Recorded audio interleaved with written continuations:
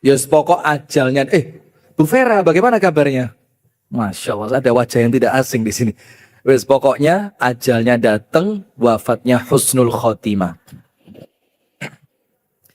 Bismillahirrahmanirrahim. Assalamualaikum warahmatullahi wabarakatuh.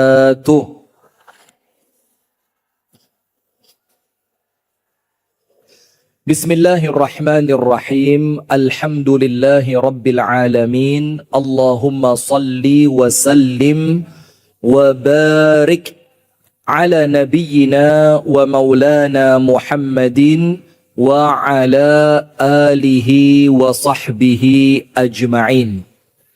A'udzu billahi minasy syaithanir rajim. Ya ayyuhalladzina amanu taqullaha ittaqullaha haqqa tuqatih wa la tamutunna illa wa antum muslimun. Allahumma inna nas'aluka ilman nafi'an wa rizqan tayyiban wa amalan mutaqabbala. Amin ya rabbal alamin. Ibu-ibu sekalian dan jamaah sekalian yang semoga kita bersama senantiasa dirahmati dan diberkahi oleh Allah. Amin.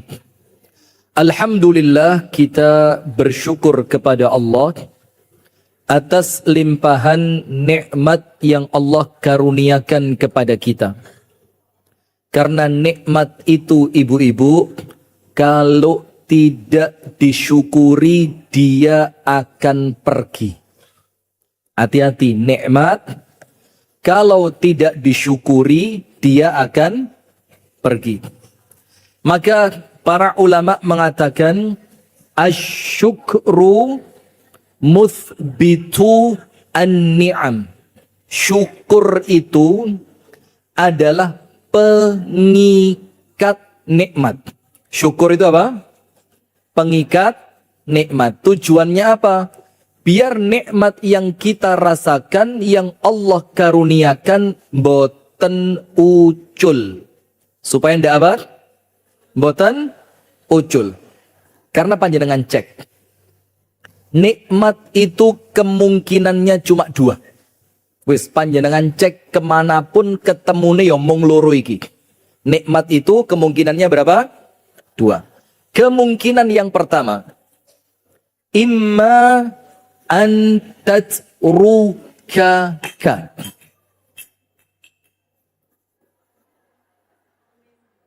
Astagfirullah. Merinding saya. Ada makhluk yang tidak terlihat ini. Tadi jatuh sendiri ya? Astagfirullah. Ini tempat pernah diruqyah atau belum? Astagfirullah, astagfirullah.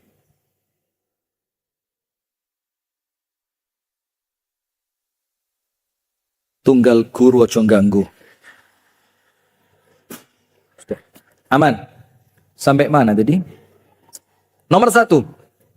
Anda pergi kemanapun, kalau berbicara nikmat cuma dua. Nomor satu. Imma antat rukaka. Nomor satu. Nikmat itu pergi meninggalkan kita. Jadi orangnya masih hidup, tapi nikmatnya oleh Allah sudah dicabut. Bisa apa tidak? Bisa apa tidak? Ada orang masih hidup, sehatnya dicabut. Padahal sehat itu nikmat. Maka nikmat sehatnya oleh Allah dicabut. Ada orang masih hidup, nikmat hartanya dicabut. Wonge se urip, hartanya sudah habis. Enten boten? Enten. Ada nikmat rumah tangga, orangnya masih hidup, istrinya, suaminya, anaknya meninggal dunia duluan. Ada atau tidak? Padahal istri, suami, anak itu merupakan nikmat dari Allah. Ada orangnya masih hidup, tapi orang tuanya wafat, padahal punya orang tua itu nikmat. Maka kemungkinan nomor satu, nikmatnya oleh Allah dicabut dalam keadaan orangnya masih hidup. Itu nomor satu. Kemungkinan yang kedua, wa imma an tatrukaha. Boleh jadi kemungkinan yang kedua, bukan nikmat yang meninggalkan panjenengan, tapi panjenengan yang meninggalkan nikmat. Jadi nikmatnya masih ada, tapi kita sudah wafat. Ada enggak orang kaya meninggal? Orang kaya meninggal ada apa tidak? Jangan ngomong banyak, Anda kayak tersinggung gitu sama saya. Nah, ada. Ada orang perusahaannya masih jalan, mobilnya banyak, rumahnya mewah, bahkan baru jadi. Ternyata orangnya wafat. Ada atau tidak? Jadi kalau tidak nikmat yang meninggalkan kita, maka kita yang meninggalkan nikmat. Sekarang ada dua kunci. Kunci yang pertama, supaya panjenengan boten ditinggal kalian nikmat. Nikmatnya terus kintil kalian panjenengan. Apa kuncinya? Syukur. Kuncinya apa? Syukur. Maka kalau nikmat itu disyukuri, bukan cuma tidak dicabut, bahkan sama Allah ditambahi. Allahumma amin. Ditambah sama Allah. Para suami punya istri disyukuri. Allah akan tambahkan itu istrinya kepada mereka. Amin. Tambah taat, tambah cantik, tambah sabar, tambah pengertian. Betul apa enggak? Kesusu protes. Ini kalau ngomong wedok, dengerin dulu sampai itu baru koma tadi, belum titik. Ya, ditambah sama Allah. Nah, maka supaya nikmat itu tidak pergi, harus pinter-pinter mensyukuri. Bagaimana mampu mensyukuri nikmat? Panjenengan bayangkan sekiranya nikmat itu oleh Allah dicabut. Misalkan, punya suami, punya istri, punya anak, punya orang tua.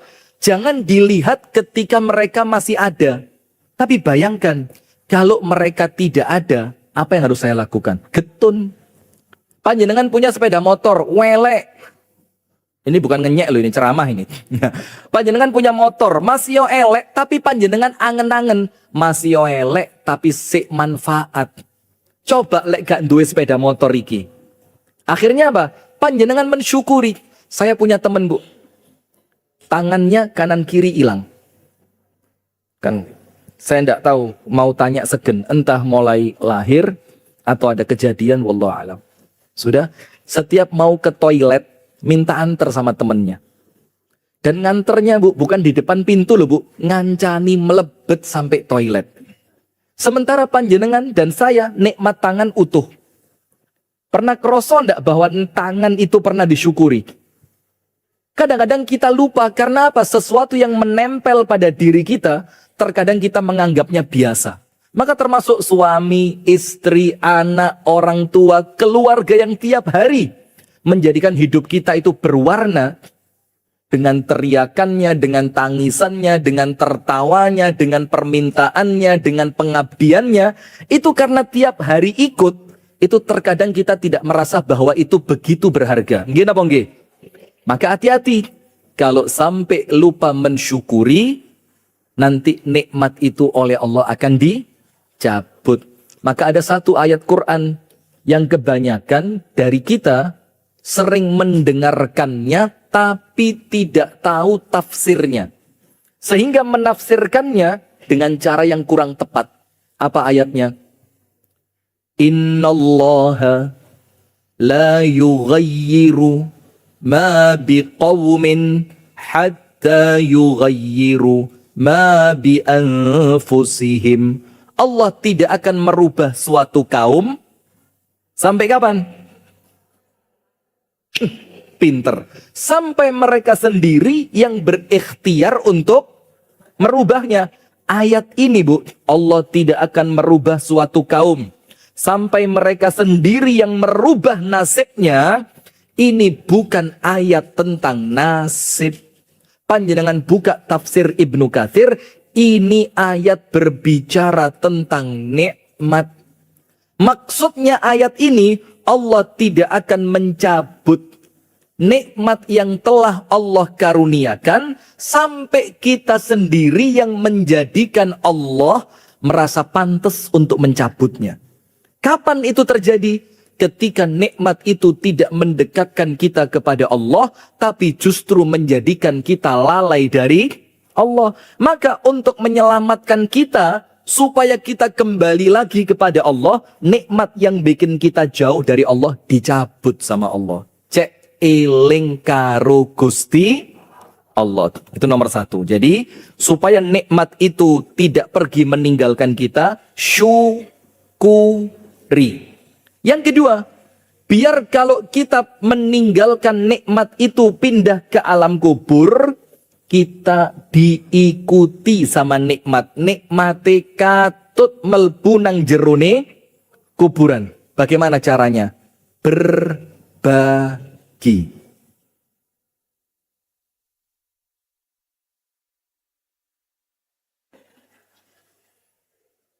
Punya suami, Bu?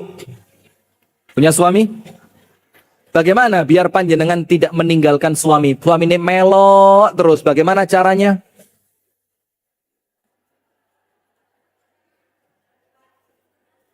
Loh, ditanya serius kok guyang-guyu. Biar ketika panjenengan pergi, itu nikmat ikut sama panjenengan. Caranya berbagi. Punya suami? Maka supaya suami itu nikmatnya kebawa sampai alam kubur, kudu dibagi. Dibagi. Loh, ini masih komas diprotes. Baru Sidoarjo tok loh ini. Di tempat lain tidak begini saya. Bagaimana caranya? Dibagi. Ada waktu untuk saya, ada waktu untuk bekerja, ada waktu untuk Allah, ada waktu untuk dia berjuang di jalan Allah, ada waktu untuk dia mengabdi dalam agama. Jadi berbagi. Ojo waktunya suami dipek kabeh, terus orang lain dapat apa? Ujung guyu maneh. Orang lain itu tadi teman ngaji, teman dakwah, teman kerja. Nah, itulah. Maka ada dua orang guru dan murid. Mantep luar biasa. Yang ngaji sama gurunya, si murid ini sudah 30 tahun. Siapa nama gurunya? Syaqiq al-Balkhi. Siapa nama muridnya? Hatim al-Asam. Syaqiq dan Hatim. Syaqiq al-Balkhi dan Hatim al-Asam. Ini guru dan murid.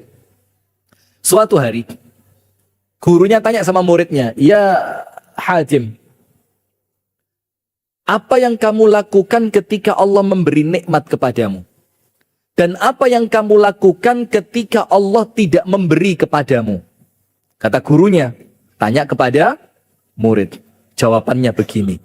Apa kata muridnya? Ana, saya. Kata Hatim al-Asam. Idza ruziqtu syakartu. Saya kalau diberi rezeki, saya bersyukur. Wa idza muni'tu sabartu. Kalau saya tidak diberi, saya sabar. Bagus apa enggak? Bagus apa enggak? Sidoarjo bukan? Sidoarjo bukan? Sabar, tenang.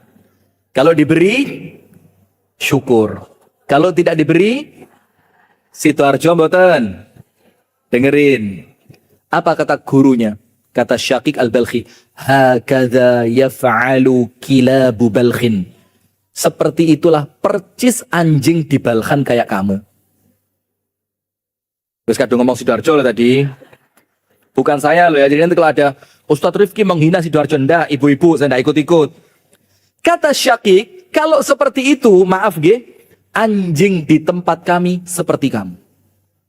Kata gurunya kepada siapa?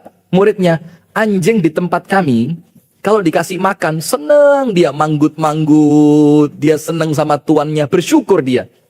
Kalau tidak diberi makan, sabar, gak ngamuk, ngenteni, dek ngarep lawang omahe tuannya. Iya apa enggak? Nunggu itu anjing. Itu anjing dikasih syukur, enggak dikasih. Nah, ayo. Tadi siapa ngomong baik? Siapa yang ngomong Sidoarjo tadi? Oh, Worong. Oh, bisa, enggak apa-apa. Ini belum final kok ya. Bagus. Worong ya, ganti. Terus si murid ini penasaran, loh. Untuk saya itu sudah bagus. Diberi bersyukur, tidak diberi sabar. Sampai akhirnya murid itu penasaran. Loh, kalau sampean bagaimana? Wa anta kaifa idza an'amta. Terus panjenengan kalau dapat nikmat bagaimana? Wa kaifa idza muni'ta. Dan panjenengan kalau tidak diberi sama Allah, apa yang panjenengan lakukan? Dengerin. Utang. Oh minta, Masya Allah. Kata Syakik, jawab muridnya tadi. Ana, kata gurunya, Syakik. Idza ruziqtu athartu.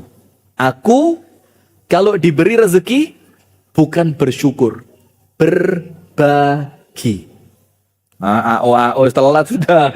Aku kalau diberi berbagi.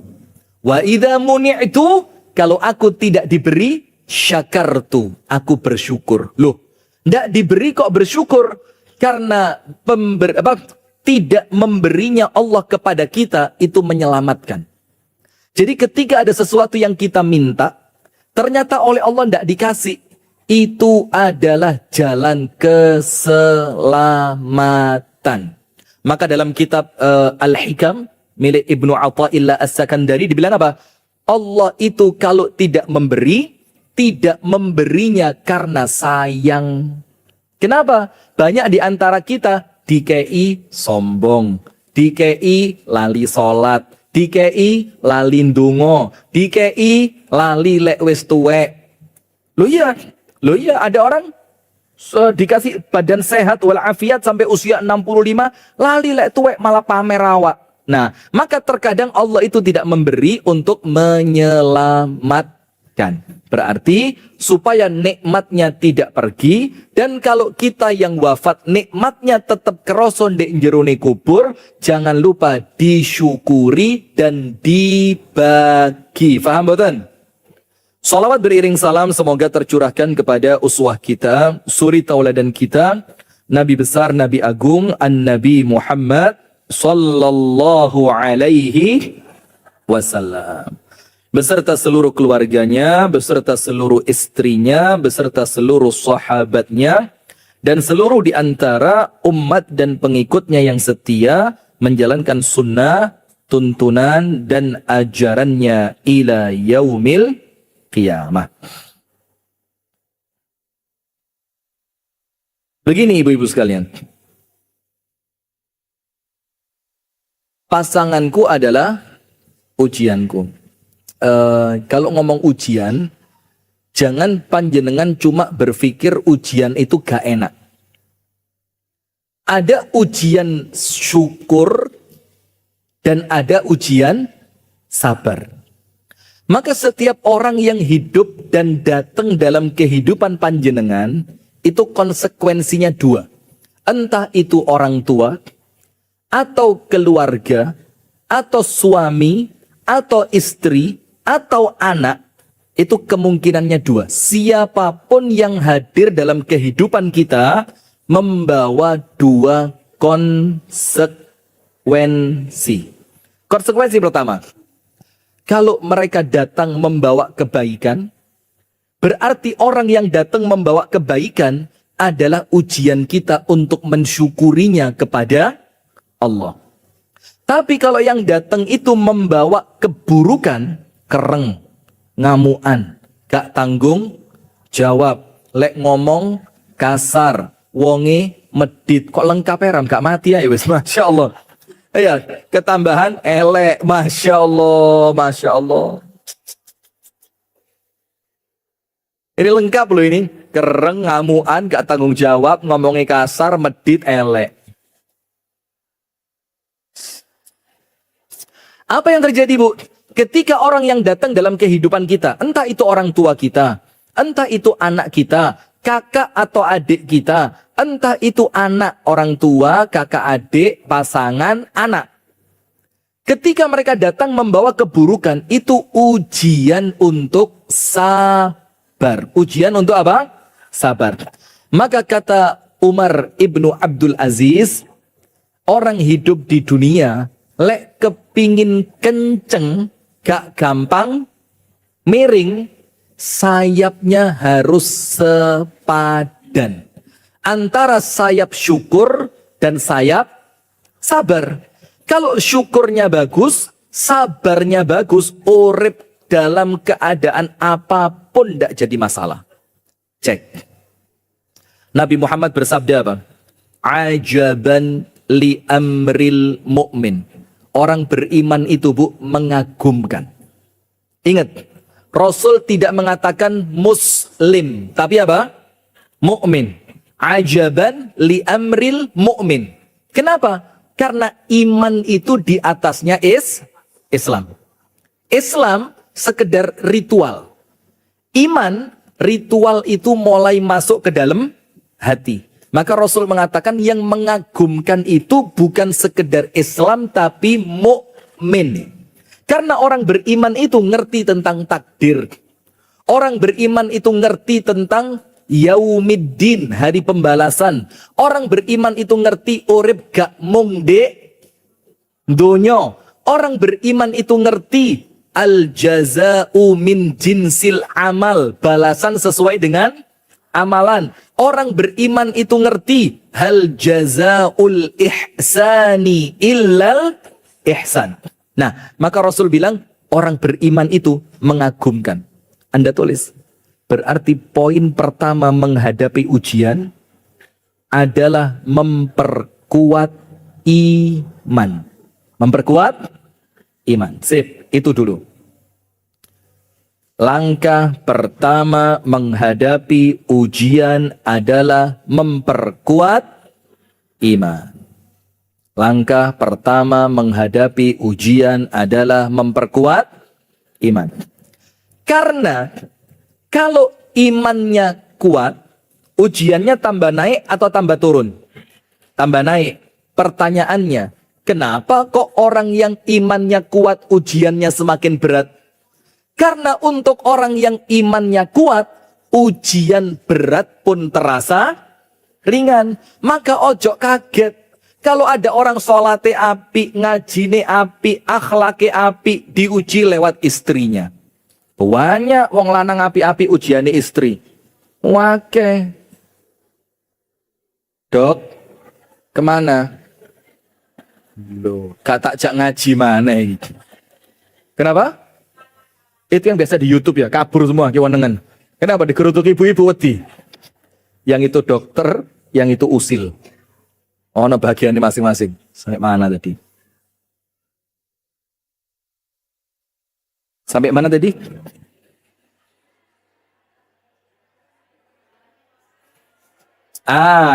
Karena untuk orang yang imannya kuat, ujian berat pun terasa ringan. Nah, sudah, sekarang hadisnya kita lanjutkan. Berarti poin pertama paham nggih? Ujian apapun sing gak enak, obate iman. Obatnya apa? Iman. Kemudian Rasul melanjutkan, ketika dia ditimpa kebaikan, dia pandai bersyukur. Nggih apa nggih? Maka baik ketambahan syukur jadi tambah baik. Dan ketika dia ditimpa kesulitan, dia pandai sabar.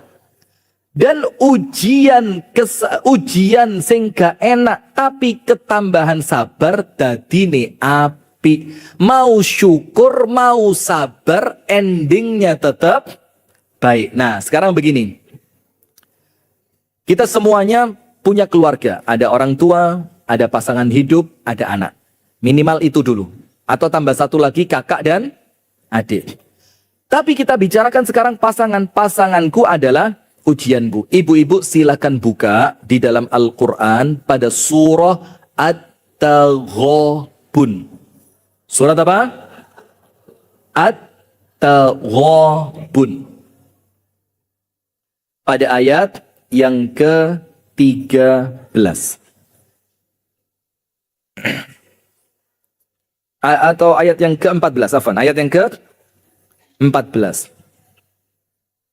At-Taghabun ayat yang ke-14. Allah Ta'ala berfirman, perhatikan baik-baik, supaya panjenengan tidak kedukuran ekspektasi.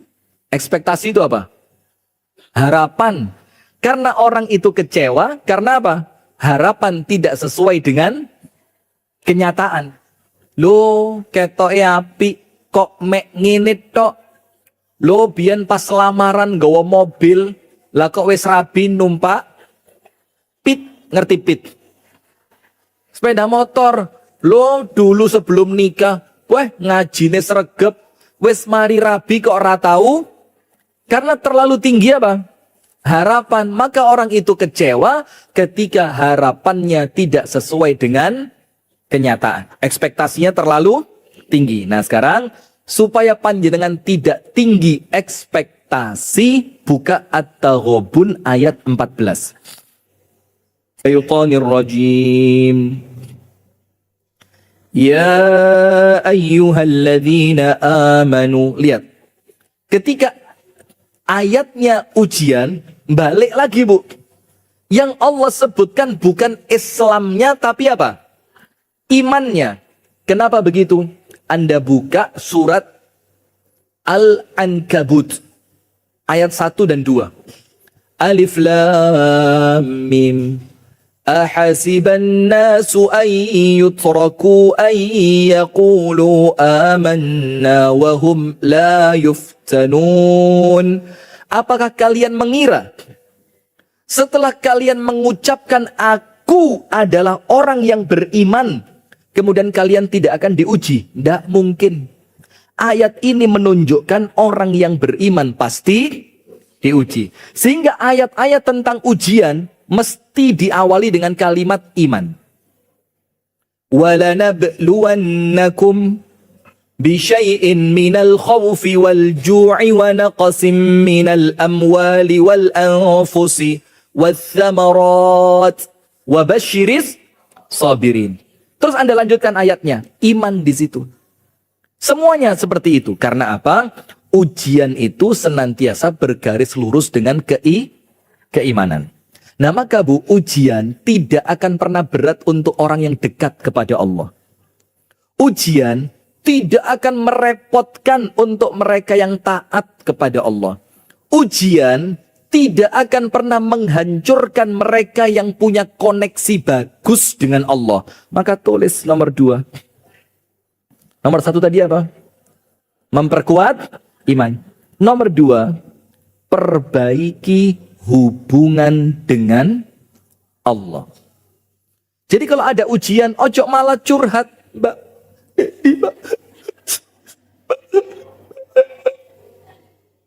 Gak iso ngomong, dikira apa tiba-tiba kendat. Iya. Nah, maka jangan terlalu sibuk dengan manusia. Tapi apa? Perbaiki hubungan dengan Allah. Nanti ayatnya kita sebutkan satu persatu. Imannya kita sebutkan. Nanti tentang koneksi dengan Allah juga kita sebutkan. Nah sekarang kita lanjutkan. Ya ayyuhalladzina amanu. Wahai orang-orang yang beriman. At-Taghabun ayat berapa? 14. Inna min azwajikum. Sebagian dari pasangan kalian. Berarti semua atau sebagiannya? Sebagian di sini artinya 2. Arti yang pertama, kalimat min itu dalam bahasa Arab di dalam ayat ini. Tapi saya jelaskan tidak ngerti Anda. Tapi tidak apa-apa. Cek atau saya ustadz temenan ya. Min di dalam ayat ini artinya tab'id. Bukan dal. Tapi do. Tab'id. Artinya apa? Menunjukkan sebagian bukan keseluruhan. Maka Allah mengatakan sebagian dari pasangan kalian. Berarti semuanya atau sebagian saja? Sebagian. Sebagian di sini artinya 2. Nomor 1, tidak semua pasangan itu bermasalah. Itu arti nomor 1. Apakah setiap suami panjenengan semuanya bermasalah? Kan tidak. Tidak semua. Astagfirullah. Nyaut ay. Tidak boleh, haram. Jadi tidak semua suami bermasalah. Begitupun sebaliknya, tidak semua istri Maka kalimat sebagian di sini menunjukkan ayat ini bukan untuk keseluruhan manusia. Tapi sebagian dari manusia. Arti sebagian yang kedua, Bu. Suami Anda tidak ujian tok, tapi yo kebaikan. Istri Anda tidak ujian tok, tapi yo kebaikan. Ndak ono wong elek 100%. Ada apa ndak? Sa ele-ele wong se ono api sebaliknya tidak ada orang sing api 100%. Sa api-api uang tetap enek Nah, maka kalimat sebagian di situ, Bu, Anda diperintahkan oleh Allah untuk tidak melupakan sisi baiknya. Ojo didelok eleke tok, tapi dilihat juga apanya? Baiknya. Sebaliknya pun begitu. Jangan dilihat baiknya tok, nanti keblinger Anda. Tapi iki menungso sing ono eleke. Nah, maka itu kalimat, arti kalimat sebagian dari pasangan kalian. Wa auladikum, dan sebagian dari anak kalian. Subhanallah, Bu. Tidak tahu kenapa ya. Kalau kita perhatikan, yo entah bener entah tidak. Cuma sependek yang saya lihat, sak dulur ya, berdua, bertiga, berempat, berlima, bahkan lebih, mesti ono sing ganyang salah siji. Nggak, subhanallah, nggak tahu kenapa ya. Itu kalau kita perhatikan, di antara keluarga tadi, ono ae sing dadi ujian. Tapi bukan panjenengan kan? Kakak atau adik panjenengan kan? Enggak ya. Nah, maka itulah arti kata sebagian. Maksudnya apa? Misalkan kita punya 5 anak, tidak semuanya ujian. Mungkin 1 yang jadi ujian, atau mungkin 2. Artinya apa? Sebagian dari anak kita ada yang Allah hadirkan untuk ujian bagi kita. Maka Nabi Muhammad mengatakan anak itu bikin wong lanang itu telu. Mabkholatun, medit.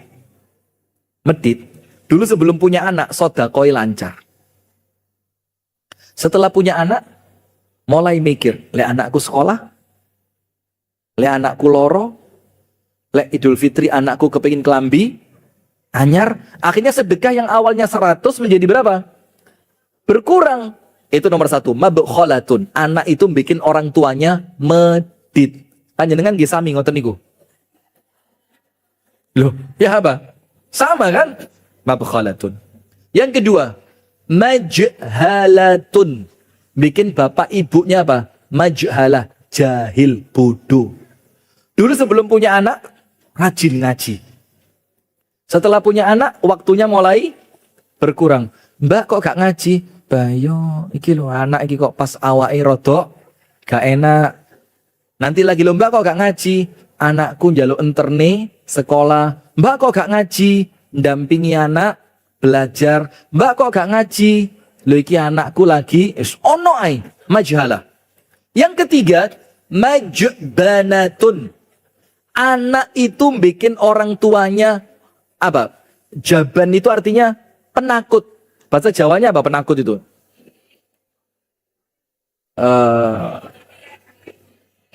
Jereh. Ya penakut ya penakut. Dulu sebelum punya anak, kalau naik mobil nggak pakai rem, gas tok. Boom.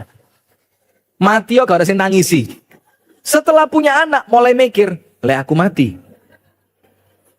Gue anakku mbek. Nah, kalau ini konteksnya untuk jihad. Sebelum dia punya anak, jihadnya berani. Setelah punya anak, oh nggak bisa ikut jihad, kenapa? Anak saya sakit. Oh nggak bisa ikut jihad, kenapa? Nanti kalau saya mati, yang rawat dia siapa? Nah itulah anak. Maka Allah mengatakan sebagian dari anak kalian. Itu makna sebagian yang pertama. Misalkan punya 5, mungkin ujiannya 1 atau 2 atau seterusnya. Atau makna yang kedua, sama seperti istri atau suami. Tidak semua sifat anak itu adalah ujian. Karena boleh jadi areke ngamuan, tapi telaten. Ngerti tidak telaten? Kalau disuruh apa-apa, tuntas. Padahal, lek dijak ngomong, emosian. Artinya apa? Ada sebagian sifat dia yang menjadi ujian. Aduwallakum, yang akan menjadi musuh bagi kalian. Musuh di sini, Bu, artinya juga 2. Nomor 1, musuh di dunia untuk taat kepada Allah. Jadi kate ngaji, suami pamit ngaji. Dek, aku tak pengajian yo. Istrinya bilang, ngaji. Loh ini kan saya nyuntui kalau istri lagi marah gitu loh ya. Begitu kan? Alah pret. Oh salah. Endaklah sekarang lek ndek oma yang bumbuan ya. Loh, panjenengan loh itu loh malah jujur. Sudah. Akhirnya ketika suami mau ngaji, ketika suami mau taat kepada Allah, istri itu jadi ujian. Kenapa? Suami mau sholat tahajud, selimut dibuka, kate ngadeg 2:30 bengi, dirangkul sama istri. Sido tahajud apa turu? Dasarnya Bu wong lanang iku api-api. Makanya Anda lek ngundang penceramah itu sing wedok, cek belani wong wedok ya. Nah, tapi maaf, sebaliknya pun sama. Contohnya apa? Perempuan kalau mau puasa sunnah, sabar, tak belani. Ketika perempuan mau puasa sunnah, pas suami di rumah, wajib izin apa enggak? Kalau suami tidak mengizinkan, nah, berarti apa? Itulah sebagian itu arti musuh. Musuh di dunia untuk kita taat kepada Allah. Jadi ketaatan itu terkadang terhalang oleh pasangan. Gini apa nggih? Suami itu kan loman-loman, dermawan. Ketika mau sholat Jumat bawa duit 100.000. Ketemu polisi di depan pintu. Delok kantongnya. Abang. Dicabut merah, sret. Masuk kantong. Dijoli piro Bu? Abu-abu. Suami sudah punya niat baik terhalang oleh siapa? Ngaku boten? Boten? Bagus. Ya sudah. Artinya seperti itu. Itu salah satu maknanya. Dan makna yang kedua, musuh nanti di akhirat. Musuh di akhirat itu apa Bu? Ketika istrinya keluar tidak pakai jilbab, dibiarkan oleh suami. Nanti ketika karena tidak pakai jilbab itu istri dimurkai oleh Allah, istrinya ngomong apa? Ya, enaknya. Ini loh, ngaji sampai mangan cilok, Masya Allah. Tidak apa-apa, lanjutkan Bu. Tidak apa-apa, lanjut. Oh, daripada ngantuk, bagus ya. Masya Allah.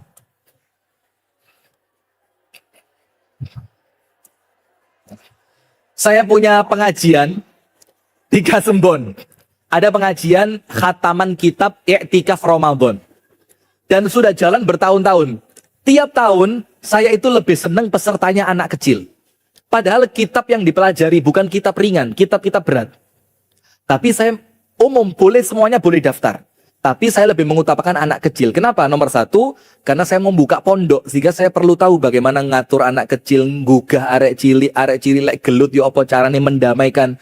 Yang kedua, kenapa saya lebih senang anak kecil? Memori anak kecil itu kalau semenjak mereka kecil dibangun dengan kebaikan, itu ilingnya sampai tuwek. Nah, sudah. Maka anak-anak kecil itu ketika khataman kitab kan rame, guyon mbek konco nih. Saya bilang, jarno ae. Arek cilik iki lek rame gak ngantuk. Engko lek meneng mesti ngantuk. Betul. Dilarui sama jamaah masjid. Gak boleh rame. Langsung meneng. Meneng Bu, enggak sampai 5 menit. Ya memang normal, enggak apa-apa, biasa. Sudah, lanjut. Maka yang kedua, musuh itu di mana? Bukan di dunia ketika menghalangi kita dari taat kepada Allah, tapi akan menjadi musuh ketika kita pindah ke akhirat. Kenapa? Karena di dalam rumah tangga ketika masih di dunia tidak ada amar ma'ruf nahi munkar. Istri keluar tidak pakai jilbab, biasa mboten? Londa, salah pertanyaan sih ya. Lek takon pas ngaji ini ngomong biasa ya sini-sini ya. Nah, keluar dia atau begini Bu, enggak usah ngomong enggak jilbaban lah. Tukang sayur datang.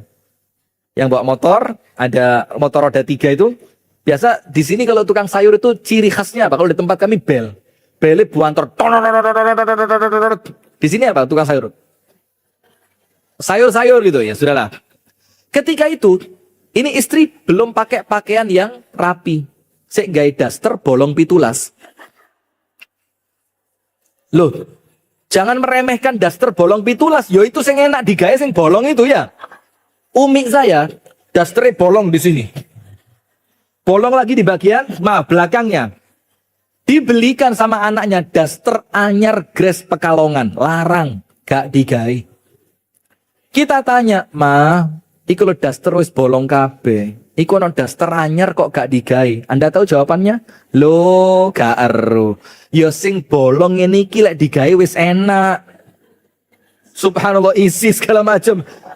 Sudah istri dari dalam rumah belum pakai baju sempurna. ketika dengar tukang sayur, ada sesuatu yang diincer di pikirannya, kuatir kedisian tonggo, melayu, lali jilbabe dorong digai, baju luarnya belum dipakai, sehingga daster tipis, kentole ketok. Kentol ini ya? Ini apa?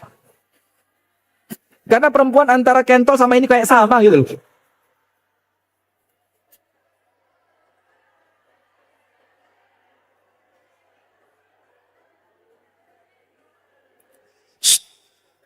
Tidak boleh body shaming. Sudah.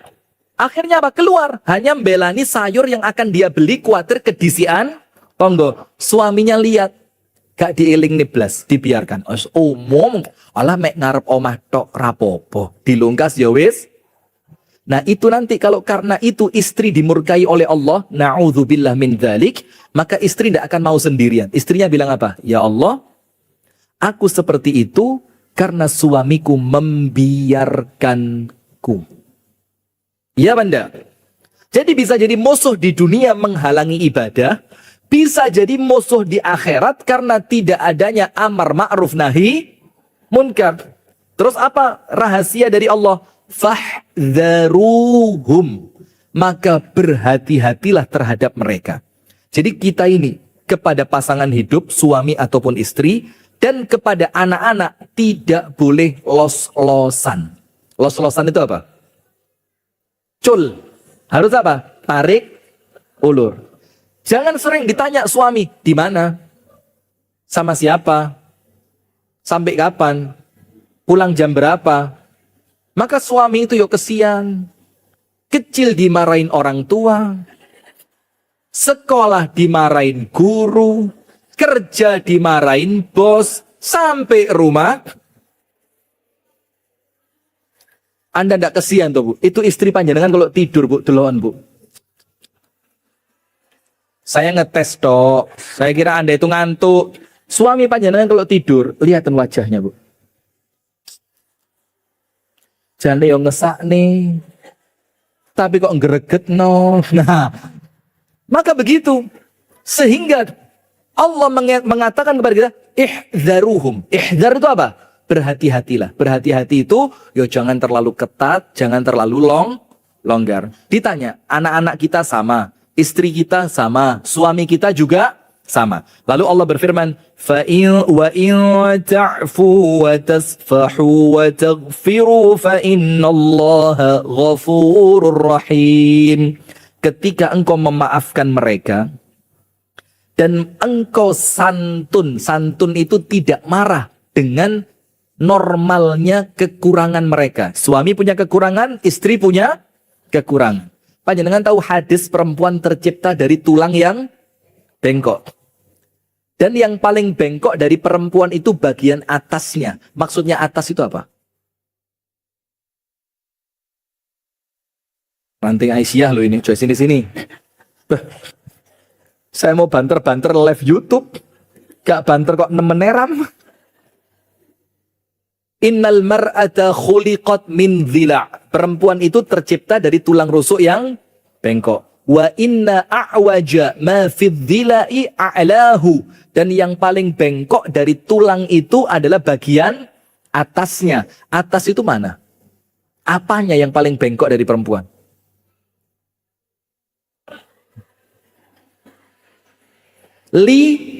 Lisan. Karena apa Bu? Iki loh. Loh iya. Orang itu kalau ingin istiqomah, istiqomah itu diawali dengan mengistiqomahkan lisan. Kalau lisannya sudah bengkok, maka amalnya tidak mungkin mampu istiqomah. Nah, maka Allah mengatakan kalau kamu maafkan mereka dan kamu sabar. Sabar itu gak ngamuk dengan kekurangan mereka yang memang itu tabiatnya mereka. Wa taghfiru, dan engkau mengampuni mereka. Mengampuni itu apa? Tidak menghukum mereka atas kesalahannya. Fa innallaha ghafurun rahim. Sesungguhnya Allah itu pengampun lagi penyayang. Nah, sekarang ayatnya selesai. Panjenengan pegang satu ayat itu. Nah, sekarang saya jelaskan begini. Ketika pasangan menjadi ujian, apa yang harus Anda lakukan? Misalkan panjenengan punya suami Lah kok suaminya ibadai males. Bahkan mungkin sebagian meninggalkan sholat. Atau kalau untuk laki-laki ternyata istrinya itu ditoto angel. Istrinya itu berani dengan dia. Nah sekarang ketika pasangan menjadi ujian, Anda perlu melakukan 3 perkara. Nomor 2. Loh kan terserah saya. Ustadznya siapa? Loh kok ngatur-ngatur saya Anda? Baik, nomor 1. Berkaca diri. Nomor 1. Berkaca diri. Entah itu suami ataupun istri. Jadi kalau suami dan istri itu datang dalam kehidupan kita membawa luka, membawa ujian buat kita. Maka nomor 1 yang perlu kita lakukan apa? Introspeksi. Muhasabah.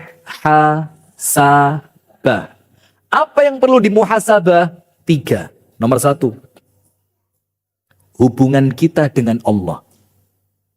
Karena apa, Bu? Ketika hubungan antara kita dengan Allah itu tidak baik, tidak mungkin hubungan dengan manusia menjadi baik. Maka ada nasihatnya para salaf zaman dulu, panjenengan tulis.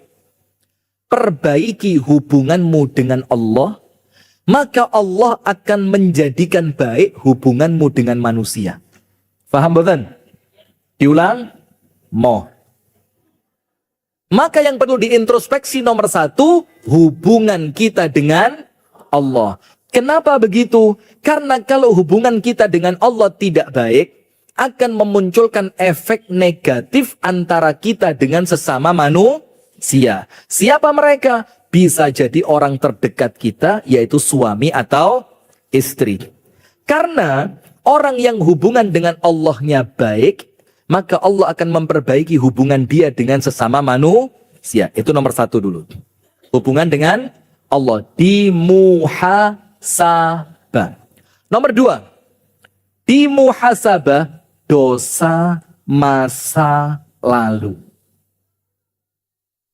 Ada enggak dosa masa lalu yang mungkin kita lupa bertobat dan berdampak sampai sekarang? Ada.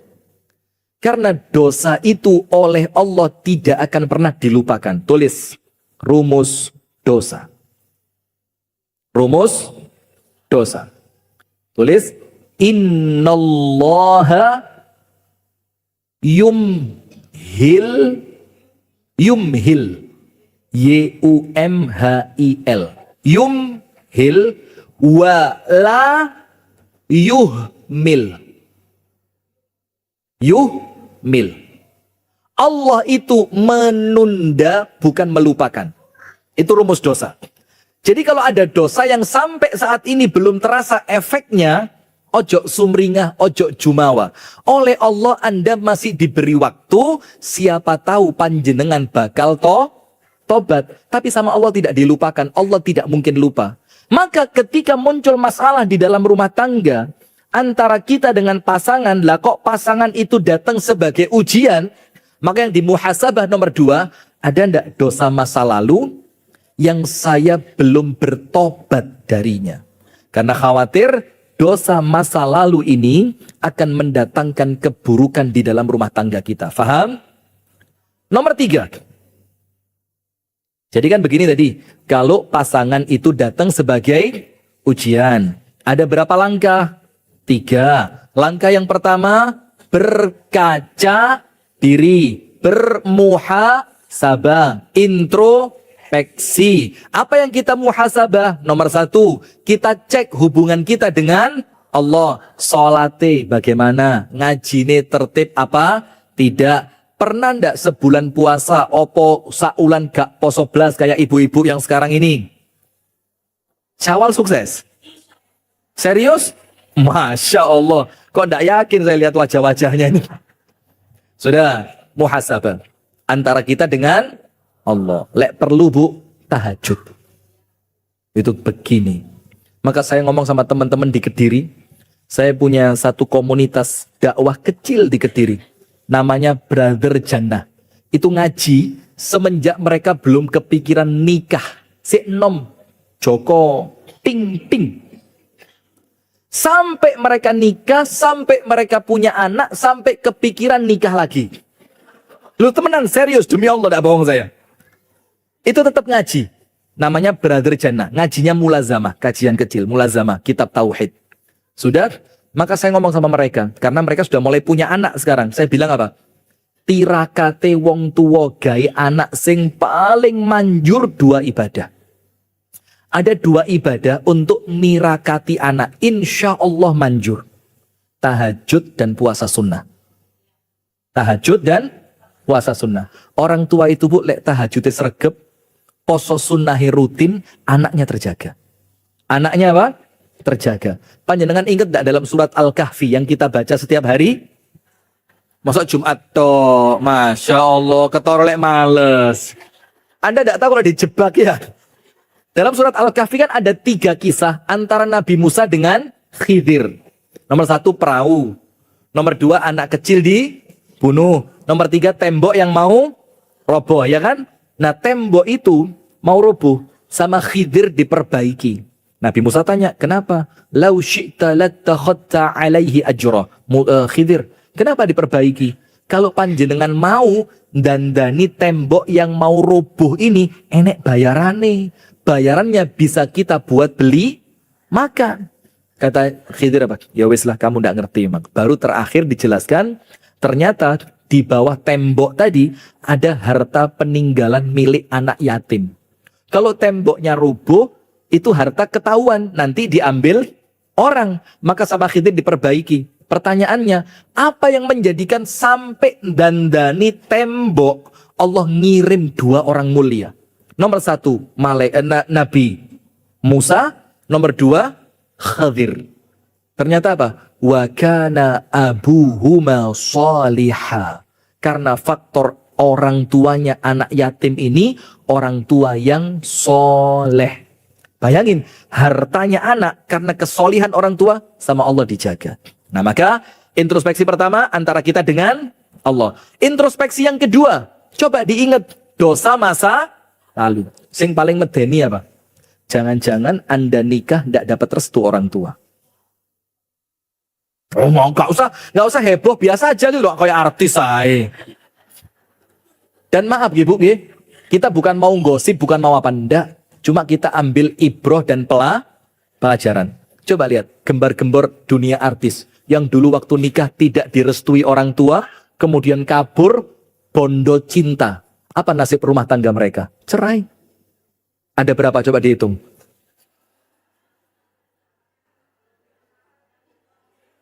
Nggak ngikuti. Mane, padahal ceritanya gini loh. Lagi hot banget itu padahal. Ada berapa bu? Atau dosa masa lalunya itu apa? Pernah begini bu, pernah dalam suatu acara kami dengan Abu Shanum ini podcast, terus ada perempuan tanya, rumah tangga saya rusak. Ternyata dia tanya apa pertanyaan tulisan atau live ya, lupa saya. Ternyata dia dulu juga ngambil suaminya orang. Tidak tahu. Terus saya bilang, Leo apa ceritane? Kamu itu nikah ngerebut suaminya orang, terus ketika sekarang suamimu direbut, kamu kok marah? Itu kan apa? Balasan sesuai dengan perbuatan. Nah, atau dosa-dosa semacam itu. Mungkin rumah tangga yang Anda bangun di atas penderitaan orang lain. Dipikir, kalau memang iya, cepet-cepet tobat. Karena apa? Tidak ada dosa yang tidak berdampak. Kalau sampai detik ini dosa-dosa itu tidak berdampak, bukan berarti Allah itu melupakan, tapi Allah memberi waktu sopo eruh panjenengan bakal tobat. Paham boten? Nomor 3, introspeksi yang perlu dicek. Niat. Hati-hati bu. Ada orang nikah itu salah niat. Enten apa boten? Orang nikah salah niat. Ada apa ndak? Ngono ku wong iyo teko. Mana? Yang nikah salah niat itu loh. Maka disebutkan dalam satu hadis, tapi maaf, hadis ini dhaif. Hadisnya apa? Dhaif. Saya jelaskan di awal biar tidak jadi masalah. Hadisnya dhaif. Akan tetapi hadis dhaif semacam ini boleh digunakan untuk penjelasan. Tapi dengan syarat dijelaskan bahwa hadisnya dhaif. Begini Bu, disebutkan oleh An-Nabi SAW dalam hadis yang dhaif ini, barang siapa menikah karena kecantikan atau ketampanan, Allah hilangkan cantik dan tampannya. Barang siapa menikah karena harta, Allah hilangkan hartanya. Barang siapa menikah karena kedudukan itu ya jabatan, maka Allah akan hilangkan jabatannya. Tapi barang siapa menikah karena Allah, Allah akan langgengkan pernikahannya. Nah, sekarang dicek, panjenengan nikah dulu niatannya apa? Apa? Cinta. Seosum tak cinta ibu. Ini Iran wes meh perang karo Amerika sing ngomong cinta, ya Allah. Astagfirullah. Bu, balik ke 20 tahun yang lalu panjenengan Bu, ya Allah. Sorausum. Cinta itu ini loh. Oh alah, ngerti saya. Cinta. Oh, sama. Ada ustadz. Tapi di live ini, saya mau ngomong gak enak. Nyindir ustadz liane kan ya dosa ya. Ada ustadz. Mau diundang ceramah. Ustadz, bagaimana prosedur ngundang ceramahnya? Oh gampang, yang penting waktunya cocok. Ya apa? Serius, yang penting waktunya cocok. Tapi waktunya tangan ini. Lagi waktu apa waktu? Sudah, astagfirullah. Lanjut. Yang ketiga, perhatikan. Ada perkara yang perlu dimuhasabah untuk kita berkaca diri ketika pasangan hidup kita datang sebagai ujian dari Allah. Apa itu Bu? Niat dalam pernikahan. Hati-hati. Kalau niatannya bukan karena Allah, tidak ada sesuatu akan menjadi baik ketika awalannya bukan karena Allah. Terus bagaimana?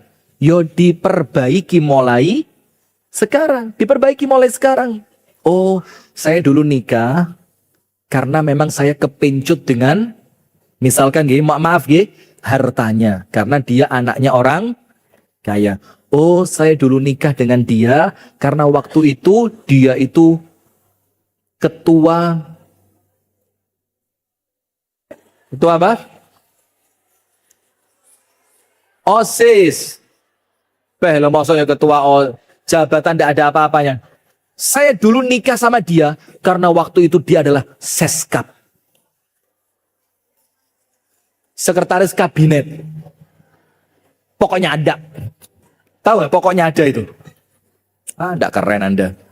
Nah, maka niat ini pengaruhnya besar. Nah, sehingga kalau memang mulai kroso, mulai terasa. Tapi maaf loh ya, terasa itu bukan di awal pernikahan. Awal nikah itu seenak-enak tok. Lihat orang-orang yang kawin lari itu. Tidak dapat restu orang tua. Oh, 3 tahun pertama perjuangan cinta walaupun orang tua tak merestui. Ya 3 tahun. Kok mulai kroso 4 tahun, 5 tahun mulai kroso. Kate mulai izin, gak kuat. Iya benar. Nah maka itu. 1, muhasabah antara kita dengan Allah di dalam ibadah. Nomor 2, muhasabah mungkin ada dosa yang memang merusak rumah tangga kita, terutama dosa masa lalu, atau jangan-jangan Anda menikah di atas penderitaan orang lain. Yang ketiga, cek niat. Wes, poin pertama selesai. Ketika pasangan menjadi ujian. Nomor 2, ketika pasangan itu menjadi ujian, apa yang perlu dicek Bu? Anda perlu noto rukun iman yang ke-6. Rukun iman itu 5 apa? 5 ya? 5. Rukun Islam berapa? Oh, terima kasih diingatkan. Saya sempat lupa loh. Anda perlu memperbaiki rukun iman yang ke-6. Maka saya pernah dengar dari guru saya. Begini Bu. Orang kalau masih iri kepada orang lain. Iri itu Bang. Gak seneng lek wong liyane seneng. Yes, begitulah. Pokok nunggu bagaimana orang itu jatuh. Kalau ngelihat usahanya orang lancar, atine cupet. Ngelihat toko orang lain bangkrut, atine seneng. Astagfirullah. Apa jangan dengerin Bu? Hah? Anda loadingnya telat Anda. Begini. Orang kalau masih punya sifat iri, ingat loh ya, iri itu normal. Maka Ibnu Taimiyah mengatakan apa? La yakhlu jasadun min hasadin. Tidak ada manusia yang selamat dari hasad, tidak ada. Wes lek ono wong ngomong gak duwe hasad, pret. Tidak ada. Tapi begini kata Ibnu Taimiyah, al-aqilu yukhfihi. Tapi kalau orang berakal, hasadnya dilawan. Hasadnya apa? Dilawan, ditutupi. Dia tidak mau kepancing dengan hasad. Sampai akhirnya ngelok nih, curiga, memfitnah, bongkar aib. Tidak. Itu orang berakal. Hasadnya dilawan, ditutup. Wal jahilu yubdihi. Tapi kalau ada orang jahil itu apa? Tidak ngerti ilmu, tidak ngerti ibadah, wonge sak karepe dhewe, gak ono aturan, gak duwe adab. Maka hasadnya itu diikuti. Hasadnya diikuti. Nah, sekarang tergantung kita. Nah, maka guru saya bilang apa? Orang kalau hasadnya masih mendominasi, jangan boleh belajar tafsir, jangan boleh belajar hadis, jangan boleh belajar sirah, jangan boleh belajar fikih, suruh belajar rukun iman. Suruh belajar apa? Rukun iman. Karena iman yang keenam, rukun iman yang keenam, iman kepada apa? Qadha dan qadar. Itu yang menetapkan siapa? Allah. Sekarang saya mau tanya, Anda nikah dengan siapa? Kemudian punya anak berapa? Kemudian usia pernikahan sampai berapa? Kemudian Anda akan tinggal di mana? Itu takdir yang menentukan siapa? Yang menentukan siapa? Nah, sekarang kalau Allah tetapkan pasangan Anda menjadi ujian, berarti itu takdirnya siapa? Saya mau tanya, terus bagaimana menyikapi takdir?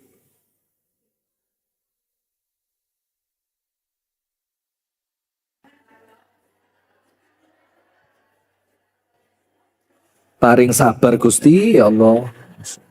Sawanawan, panas. Gini, 3. Nomor 1, sabar. Nomor 2, ridho. Nomor 3, pasrah. Sabar, ridho, pasrah. Saya mau tanya, bedanya ridho dengan sabar apa? Apa? Sabar. Nah, ayo, apa? Ayo. Sabar itu nerima. Kalau ridho ikhlas. Lo ridho sama ikhlas itu lo bedo. Ya apa? Wes, daripada makan waktu nggih. Begini adik-adik dengerin ya. Masya Allah, saya kok ngajar PAUD deh.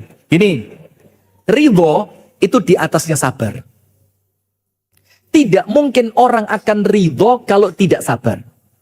Tapi tidak setiap orang yang sabar itu ridho. Kenapa begitu? Karena sabar itu mau tidak mau. Sabar dalam menghadapi ujian itu apa? Dalam tanda kutip pekso. Banyak orang sabar tapi atine grundel. Sabar itu apa sih? Sabar itu habsun nafs amma yubghidullahu ta'ala. Sabar itu ketika terjadi musibah, Anda menahan diri, ojo sampai ngomong, ojo sampai ngelakoni sesuatu yang mendatangkan murka dari Allah. Itu sabar. Menahan diri, itu sabar. Maka sabar itu dibilang itu loh sabar. Tapi saya mau tanya, wong ngempet ngono enak nopo mboten? Ndak ada. Ngempet enak itu ndak ada.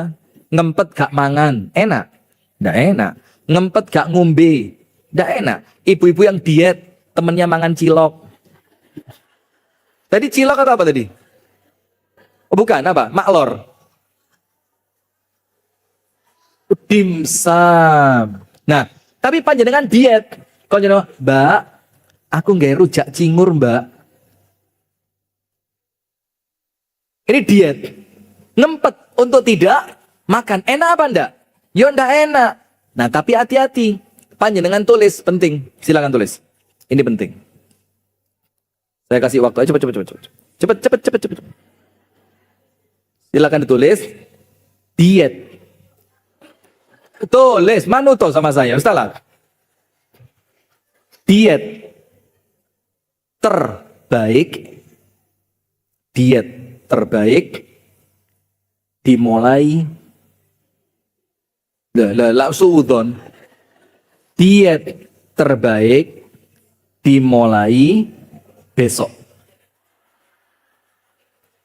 Penting itu. Anda kalau pengen sukses itu kuncinya. Pokok setiap Anda niat diet, masukkan ke sini. Diet terbaik dimulai besok. Insya Allah diet panjenengan sukses. Kapan mulainya? Besok. Sukses. Wes, lanjut. Nah, maka sabar itu ngempet. Nah, tapi orang ngempet itu gak enak. Kalau ridho apa? Ridho itu pasrah. Wes rapopo ya Allah.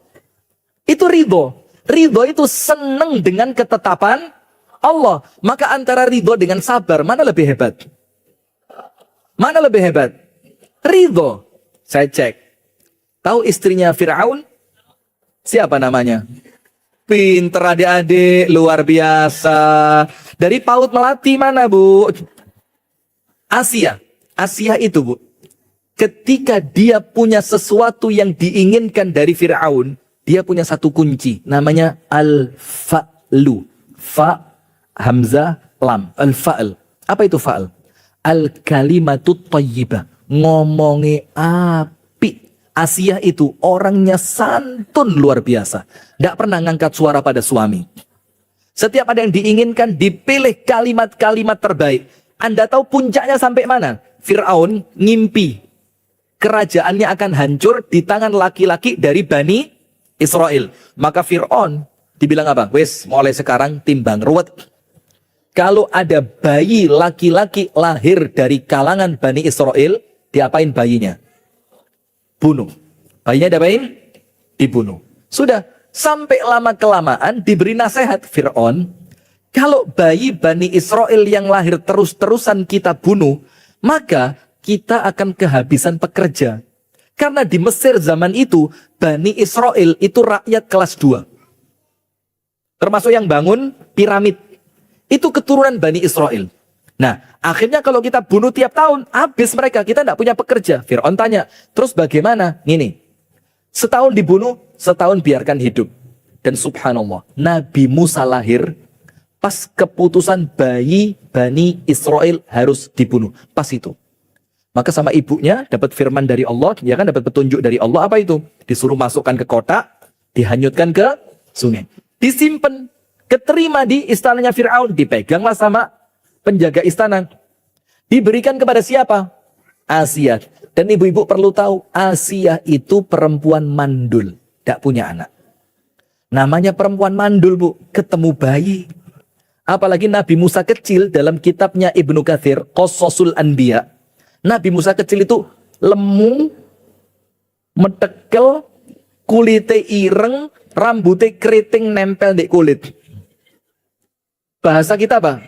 Gemesin banget. Itu Nabi Musa. Jadi hitam, gemuk, rambutnya keriting, nempel di kulit. Sampai akhirnya sama Asia digendong. Terus Asia ngomong apa? Fir'aun, la taqtuluhu. Yang satu ini jangan dibunuh. Fir'aun loh ini, Bu.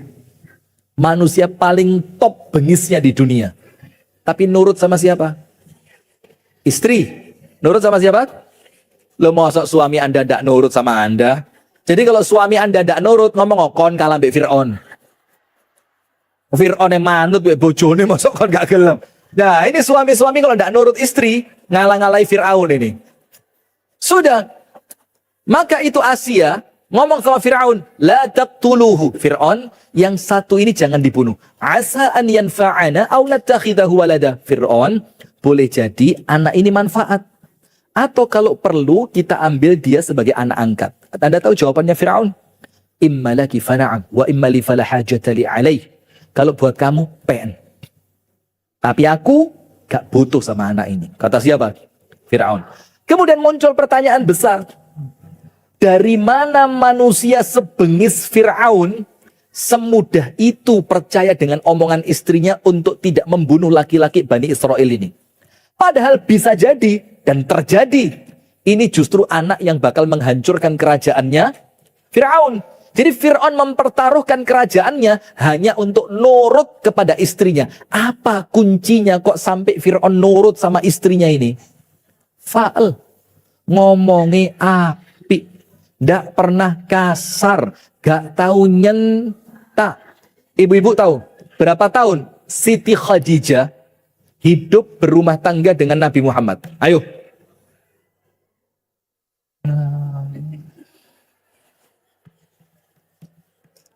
Salah tempat pengajian saya. Masya Allah. Ya Rabbi, ampuni dosa hamba ya Allah. 18. Sip. 8. Salah. Berapa Bu? Nah, ini gampang nih. Nabi Muhammad nikah dengan Ibunda Khadijah, usia Nabi Muhammad 25. Dan Ibunda Khadijah wafat, Nabi Muhammad berusia 50. Berarti berapa tahun adik-adik? Pinter, luar biasa. 25? Anda tahu, selawe tahun. Plus, tidak pernah berkonflik dengan Nabi. Tidak pernah bantah, tidak pernah ngamuk, tidak pernah teriak, tidak pernah ganggu hatinya Nabi. Hebat apa enggak? 25 tahun. Sebelum Anda ngomong saya sudah ngerti akan ada pertanyaan begitu. Siapa dulu suaminya gitu kan? Ini Asia, siapa suaminya Asia? Ayo. Suaminya Asia siapa Mbak Yu? Tidak ada Asia ngomong kayak panjenengan, lihat dulu suaminya. Tidak ada. Ayo. Bang Ustadz kayak kudu pinter jawab.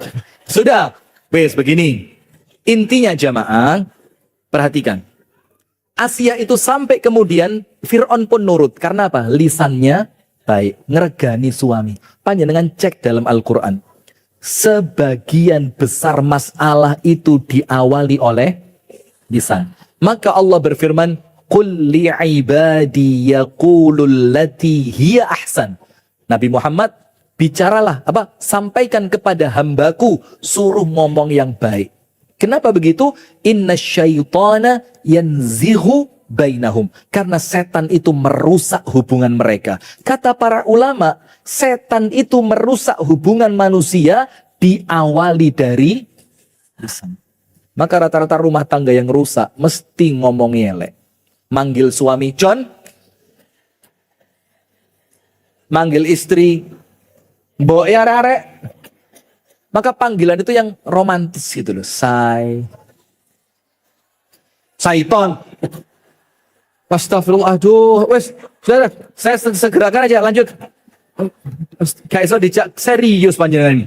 Lalu saya ngomong itu kan maksudnya sayang, Saiton.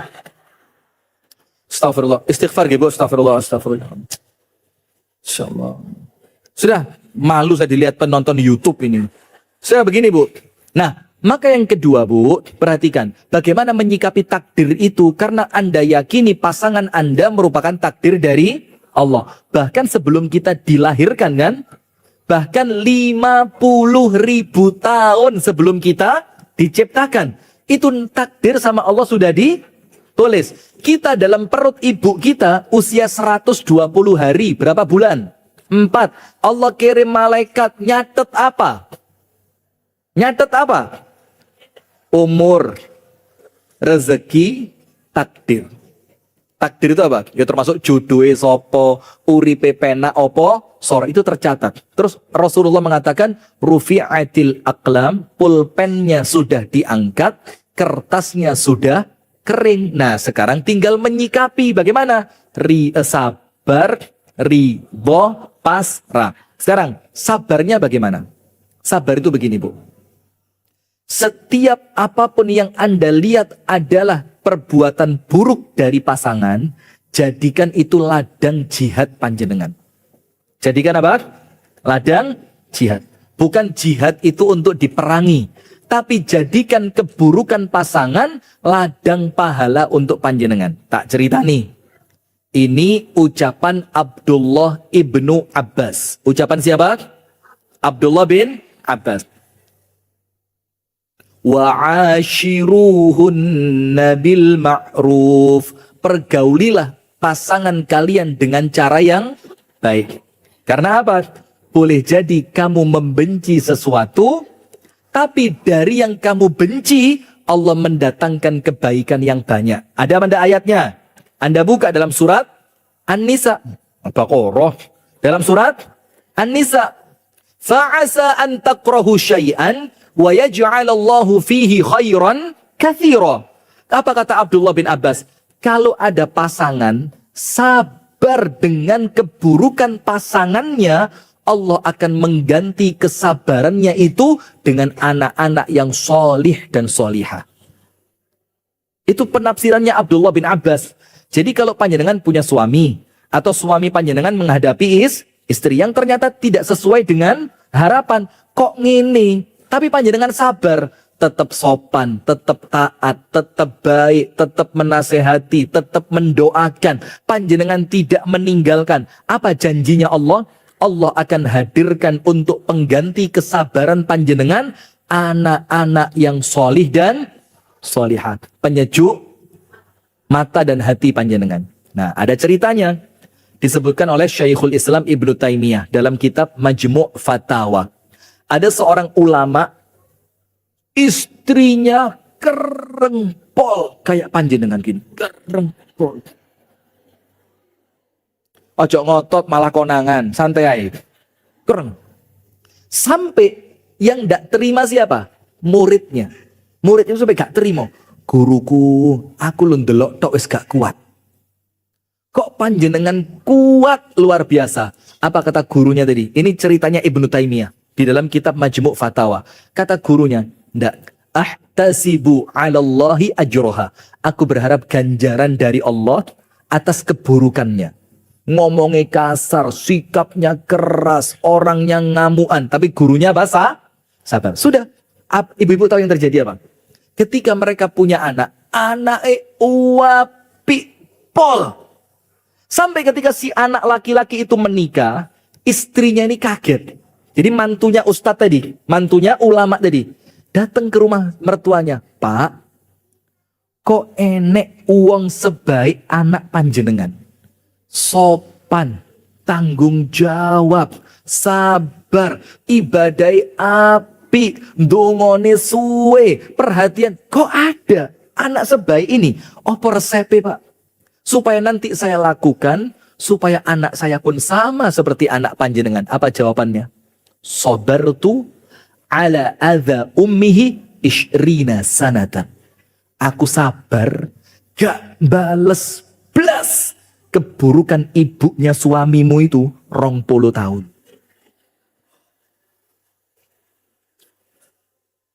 Berapa tahun?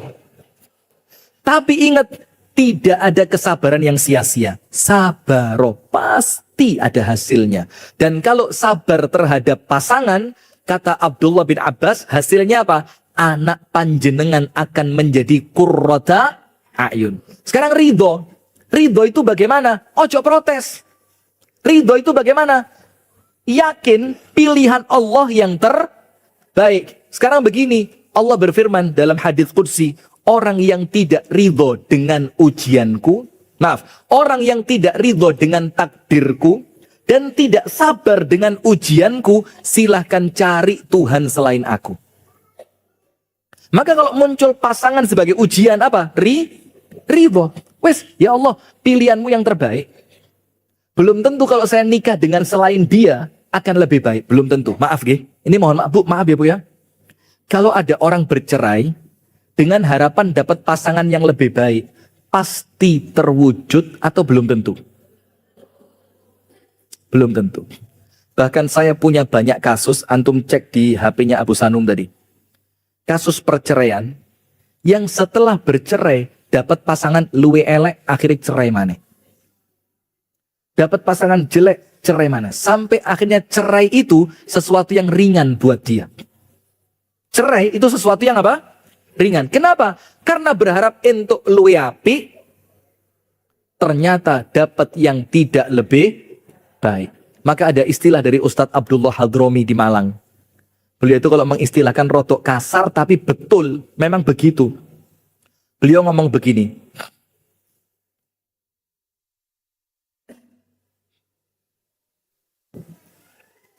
lebih baik bersabar dan bertahan dengan setan yang lama.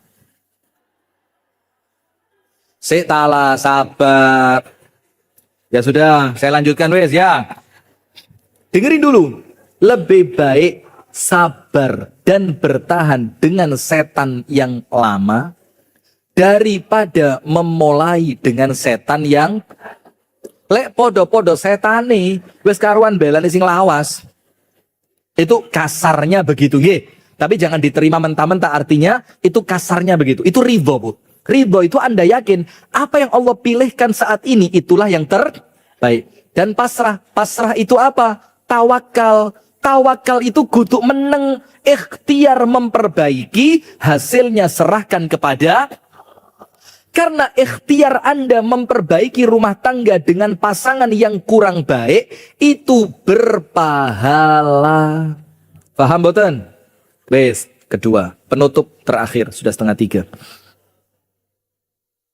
Yang terakhir, ketika ternyata pasangan adalah ujian, ojo lali ndonga.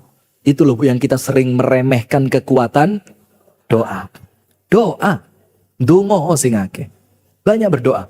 Allah berfirman, wa qala rabbukum ud'uni astajib lakum. Allah berfirman, Allah memproklamirkan, Allah mengumumkan. Apa kata Allah? Mintalah kepadaku, niscaya aku kabulkan. Cuma sayangnya kita ini dari awal sudah menganggap doa itu tidak akan merubah apapun. Padahal Nabi Muhammad mengatakan apa? La yaruddul qadar illa doa. Tidak ada yang bisa merubah takdir.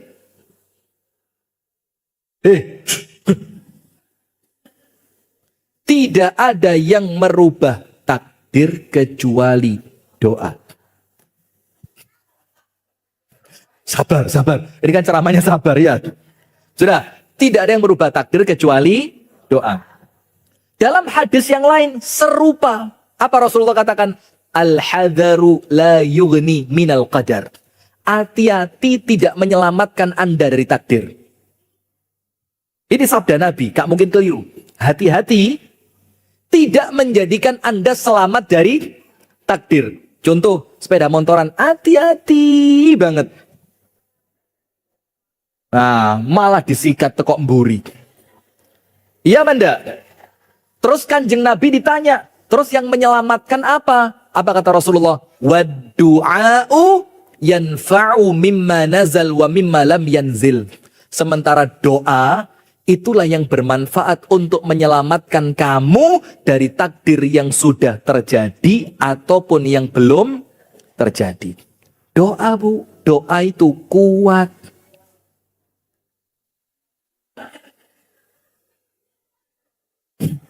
Dapat arisan ya. Saya kalau ada ibu-ibu pengajian itu HP-nya murup. Saya suruh ngangkat, diangkat aja enggak apa-apa. Siapa tahu penting. Enggak apa-apa. Wis lali maneh ngomong apa.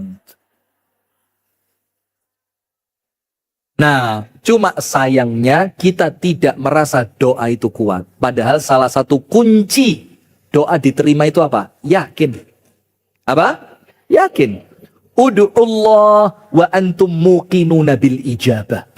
Berdoalah kepada Allah dalam keadaan sampean yakin doaku diterima. Wa innallaha la yaqbalu du'aan min qalbin ghafilin lahin. Dan Allah tidak akan menerima doa dari hati yang lalai. Ngerti enggak lalai? Lalai itu ndonga tapi gak yakin. Lahin, guyon, doanya tidak serius. Saya kasih satu contoh doa mustajab. Ibu-ibu tahu ibundanya Imam Bukhari?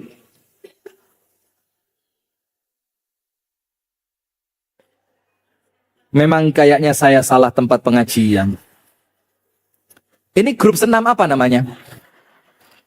Ini grup senam diselingi ngaji gitu ya? Atau grup pengajian kecampuran ibu-ibu senam? Begini, tahu ibunya Imam Bukhari? Siapa namanya?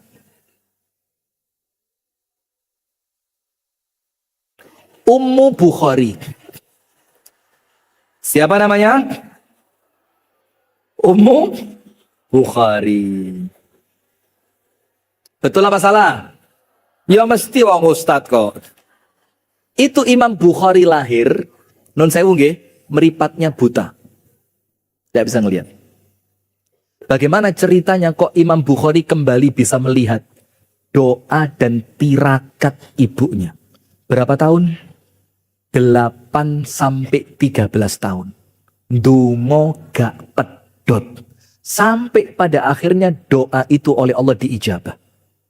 Doa itu oleh Allah diijabah. Coba kalau ibunya Imam Bukhari seperti panjenengan. Tahajud seminggu wis buyar, ora diterima, ora usah tahajud, percuma. Coba, ini berapa tahun? 8 tahun. Ada yang bilang 13 tahun baru doanya diterima. Dan panjenengan tahu doanya kapan? Pas tahajud gak tahu pedot. Itu pun butuh waktu berapa? 13 tahun. Lo panjenengan ndongakno suami baru seminggu lho. Jane ra iso lapo-lapo bojoku iki. Takdirnya nih mate wong iki ra apa-apa. Astagfirullah. Nah, sudah selesai. Saya tutup dengan satu kisah tentang doa di zaman Nabi Musa. Ada perempuan di zaman Nabi Musa nikah cerai karena mandul. Jadi dia sama suaminya dicerai gara-gara tidak bisa punya anak. Setelah menikah yang terakhir, datang ke Nabi Musa, ngomong, Nabi Musa, saya capek dicerai terus. Karena saya ini perempuan mandul. Tolonglah Nabi Musa, kalau panjenengan sedang berbicara dengan Allah, tolong saya didoakan. Mintakan kepada Allah anak satu saja. Sudah. Karena Nabi Musa itu apa? Kalimullah. Kalimullah itu apa? Yang langsung bisa berdialog dengan Allah. Sudah. Ketika Nabi Musa berdialog dengan Allah, qadarullah, Nabi Musa lupa. Lali. Duh, apa yang terjadi? Sama Allah langsung diingatkan dia, Musa, addi amanataka. Musa, tunaikan amanahmu. Oh, ingat Nabi Musa. Oh iya, ya Allah, ada seorang perempuan diceritakan begini. Sudah lama menikah, dicerai karena tidak punya anak. Menikah lagi, cerai. Sampai dia memohon kepadamu, ya Allah, untuk diberi satu orang anak. Apa jawabannya Allah? Yang minta Nabi langsung dimintakan kepada Allah. Napa jawabannya Gusti Allah? La ya Musa inni katabtu annaha aqim. Kaiso. Aku telah mencatatkan takdirnya perempuan itu mandul sampai mati. Sudah? Ketemu Nabi Musa dengan perempuan itu. Mau tidak mau harus disampaikan. Bu, yang sabar. Apapun yang tidak Allah beri di dunia, Allah akan kasih bayarannya di akhirat. Perempuan ini sekeroso. Apa Musa? Aku telah mendoakanmu kepada Allah dan Allah langsung menjawabnya, engkau perempuan mandul sampai wafat. Selesai. Pisah Nabi Musa dengan perempuan itu. Kira-kira berapa tahun setelah kejadian itu, Nabi Musa ngelihat perempuan ini gendong bayi. Duh, kok gendong bayi? Nabi Musa mau tanya, sungkan dikira nanti gak percaya, tapi ndak tanya, terlanjur penasaran. Langsung Nabi Musa tanya kepada Allah, ya Rabbi, imra'atan kuntu ad'uka laha bil waladi fa'ajabta annaha aqim falyawma ra'aituha bi ummi aini wa ala sadriha tiflun. Ya Allah, perempuan yang beberapa tahun lalu aku mintakan anak kepadamu dan engkau menjawab bahwa dia mandul sampai mati. Hari ini saya melihat dia dengan mata kepala saya sendiri gendong bayi. Dengerin baik-baik. Ya Musa, innaha da'atni wa alahat fi du'ai hatta stahyaitu minha fa'a'taituha su'laha. Musa, perempuan itu semenjak kamu beritahu bahwa dia mandul, dia tidak putus berdoa. Dia minta kepadaku. Dia terus meminta kepadaku. Dan dia keras di dalam permintaannya sampai aku malu kepadanya dan aku beri apa yang dia minta. Coba bayangin, kekuatan doa. Lah maka kalau doa baru seminggu, sebulan, setahun itu pendek. Jangan berhenti berdoa untuk supaya Allah memperbaiki pasangan kita masing-masing. Tapi jangan lupa sebelum semua itu perbaiki diri. Wallahu ta'ala a'lam wa a'la. Itu yang dapat kami sampaikan. Semoga ada manfaatnya. Kurang dan lebihnya kami mohon maaf. Hadanallahu. Hadanallahu wa iyyakum ajma'in. Subhanakallahumma wa bihamdika. Ashhadu an la ilaha illa anta. Astaghfiruka wa atubu ilaik. Kurang lebihnya saya mohon maaf. Mohon maaf Ibu kalau ada kalimat-kalimat yang kurang sopan, kalau ada guyon-guyon yang kurang menjadikan panjenengan berkenan, mohon dibukakan maaf sebesar-besarnya. Assalamualaikum.